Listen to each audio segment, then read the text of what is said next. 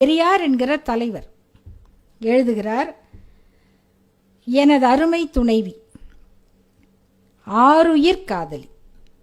அநேகமா இந்த சொல் அந்த உணர்வு மேலீட்டில் தான் வரும். மனைவியை காதலின்னு சொல்றதுக்கான வாய்ப்பே பெரும்பாலான கணவர்களுக்கு இல்லை.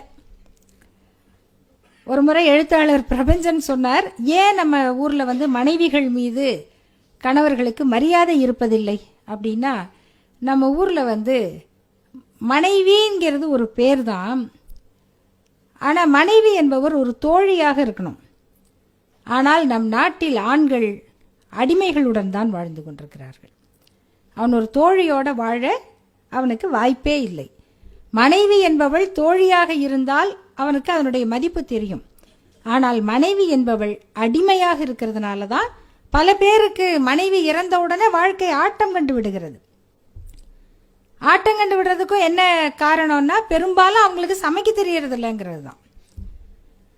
எனக்கு காஃபி கூட போட தெரியாதே அப்படின்னு புலம்புற பெரியவங்கள தான் பார்க்குறோம். காஃபி போட தெரிஞ்சிருந்தா அவருக்கு அந்த கவலையும் இருந்திருக்காது. அது அந்த மாதிரி என்ன சர்வீஸ் ப்ரொவைடர் தானே. ஒரு டிரைவர் வரல, இல்லை வீட்டில் இருக்க ஒரு பணியாள் வரல, வேலைக்காரமா வரல அப்படின்னா வீட்டில் எப்படி நம்ம கை உடைஞ்ச மாதிரி ஆயிடுது. கிட்டத்தட்ட அப்படிதான் நம்ம இந்த உறவையே பார்க்குறோம். அப்போ மனைவியே காதலின்னு சொல்லி அதை அப்படி எழுதணும்னு சொன்னால் அது வெறும் சிந்தனையிலிருந்து வர்றதல்ல, அந்த உணர்வோடு சேர்ந்த வாழ்க்கையிலிருந்து வர்றது. எனது அருமை துணைவி ஆருயிர் காதலி நாகம்மாள் 11/5/33 மாலை 7:45 மணிக்கு ஆவி நீத்தார். இதற்காக